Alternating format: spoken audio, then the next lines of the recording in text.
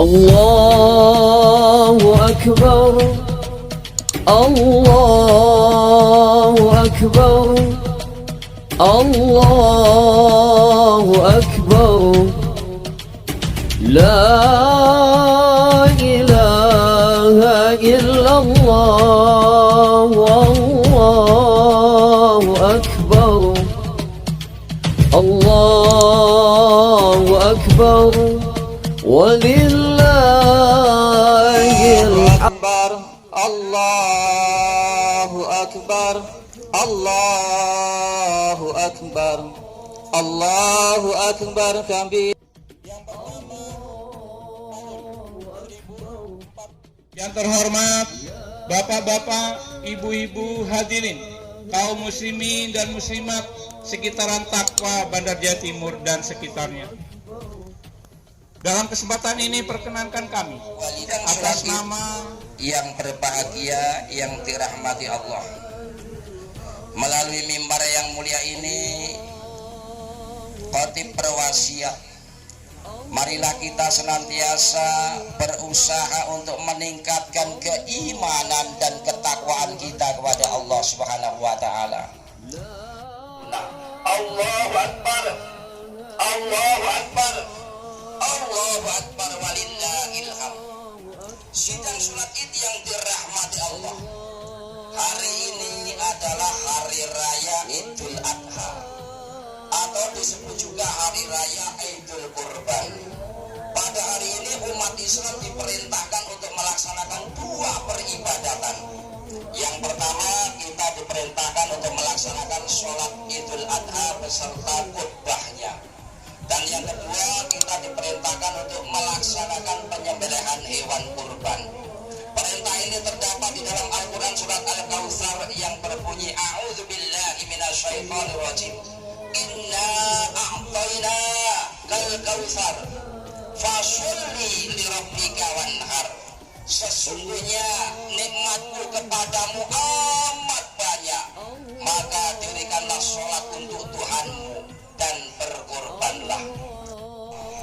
Penyembelihan hewan kurban yang kita laksanakan tanggal 10, 11, 12 sampai 13 Zulhijjah merupakan penjelmaan dari ketakwaan Nabi Ismail alaihissalam, di mana Nabi Ismail telah menerima tawaran ayahandanya untuk disembelih karena cintanya kepada Allah Subhanahu wa taala. Nabi Ismail telah mampu mengalahkan keinginan nafsu. Nabi Ismail telah mampu mengalahkan tuntutan dunia. Dunia seisinya tidak ada artinya dibandingkan kecintaannya kepada Allah Subhanahu wa taala. Oleh sebab itu, bagi orang-orang yang berkorban pada hari ini dan sampai tanggal 13 Zulhijjah nanti, hendaklah mentauladani mengikuti jejak Nabi Ismail alaihissalam. Ikhlas semata-mata karena ketakwaannya kepada Allah Subhanahu wa taala.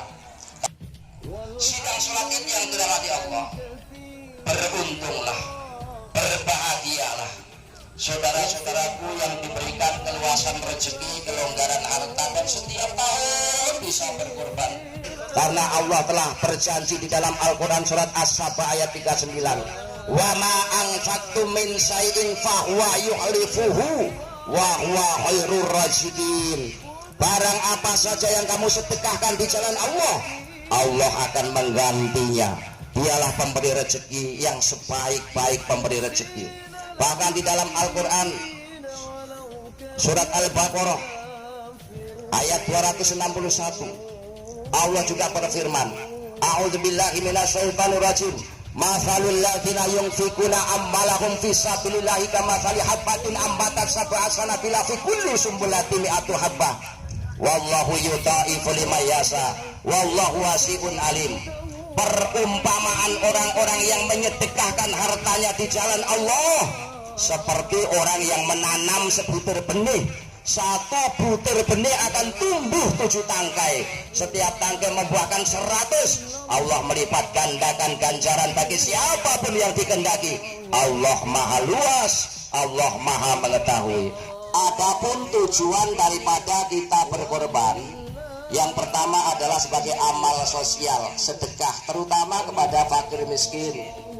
Yang kedua untuk mengenang peristiwa yang sangat-sangat bersejarah yang telah diperankan oleh kedua insan yang mulia, yakni Nabi Ibrahim dan Nabi Ismail alaihissalam. Di mana Nabi Ibrahim diperintah oleh Allah Subhanahu wa taala untuk menyembelih putra kesayangannya yang sudah lama didamba-dambakan tidak kunjung tiba. Setelah mempunyai anak, diperintahkan untuk menyembelih anak kesayangannya yaitu Nabi Ismail. Yang semua itu semata-mata untuk menguji keimanan, kesabaran, ketakwaan Nabi Ibrahim. Sampai di mana kecintaannya kepada Allah? Lebih cinta anak atau lebih cinta kepada Allah Subhanahu wa taala? Tapi ternyata ujian yang berat itu dapat dilalui dengan sukses oleh kedua insan yang mulia itu.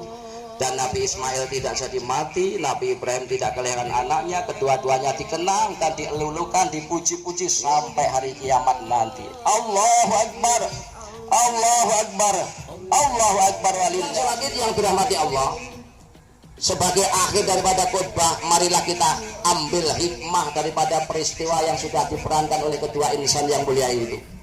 Hikmah yang pertama, Nabi Ibrahim adalah figur bapak yang demokratis.